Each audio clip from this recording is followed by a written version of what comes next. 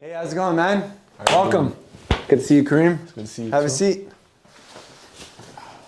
So yeah, what are you looking to get done with your beard today and hair? So today I just want like a bald fade.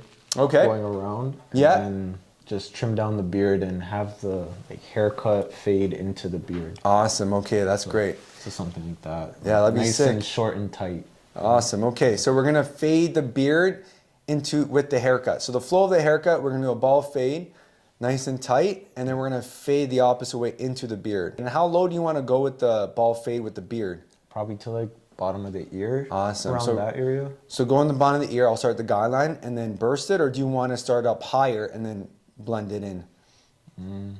Probably just blend it in. Blend it in? Okay, awesome. Yeah, let's do that. Yeah, so with the burst fade, you have usually at the bottom of the ear where it's just gonna burst into your beard. So the wider part, the bigger area of the beard, you know, I'm gonna fade all this bald, and then it's gonna come from the bottom of the ear and then it's gonna fade down. Okay. And then I'm gonna sculpt the beard.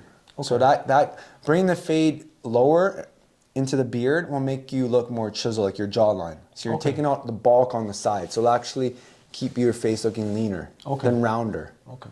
Would you like that? Yeah. Yeah? Yeah, for Okay, sure. let's do that.